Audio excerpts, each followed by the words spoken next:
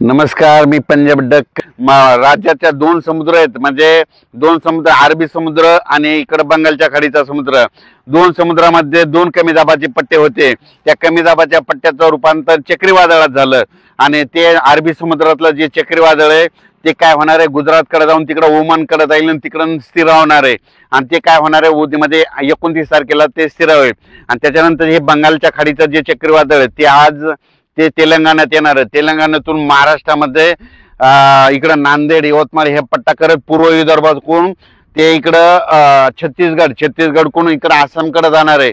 आसामकडे जात असताना फिरत असताना चक्रीवादळ असं उलट फिरता फिरता दोन चक्रीवादळामध्ये बाष्प खेचल्या जाते। त्याच्यामुळे मला महाराष्ट्रामध्ये 3 दिवस, आज 28 तारीख, 29 आणि 30च्या दरम्यान राज्यात दररोज वेगवेगळ्या भागात पाऊस पडणार आहे, म्हणून हा अंदाज सर्व शेतकऱ्यांनी लक्षात द्यायचा।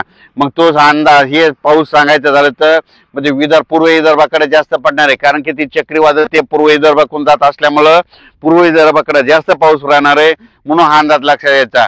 उत्तर महाराष्ट्राकडे तिकडे एक चक्रीवादळ अरबी समुद्रात असल्यामुळं उत्तर महाराष्ट्रामध्ये नंदुरबार जिल्हा, धुळे जिल्हा, नाशिक जिल्हा, इगतपुरी, मुंबई, कोकणपट्टीमध्ये त्याच्यामुळे तिकडल्या उत्तर महाराष्ट्राकडे जास्त पाऊस पडणार आहे। ह्या चक्रीवादळामध्ये पूर्व विदर्भात पडणार आहे आणि दोन्ही चक्रीवादळाच्या म्हणजे घेरामध्ये महाराष्ट्रामध्ये जे जिल्हे आहेत त्याच्यामध्ये काय होणार आहे, भाग बदलत वेगवेगळ्या ठिकाणी विखुरलेल्या स्वरूपाचा जोराचा पाऊस पडणार आहे, हा अंदाज लक्षात।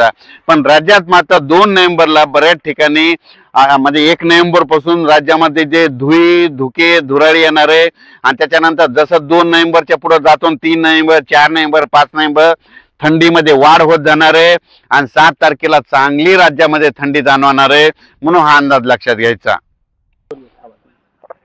राज्यातले सर्व जे वेलवर्गीय पिकं आहेत, द्राक्ष शेतकरी त्यांना सांगू इच्छितो की म्हणजे आता हे पाऊस आता म्हणजे हे शेवटचाच आहे, आता हे शेवटचा पाऊस आहे। फक्त लांबला कशामुळे, हे 2 चक्रीवादळामुळे लांबला आणि त्याच्यानंतर मात्र 2 नोव्हेंबरला मात्र चांगली धुके धुराळे येणार आहे, म्हणून तुम्ही तुमच्या द्राक्षाची काळजी घ्या, वेलवर्गीय पिकाची काळजी घ्या।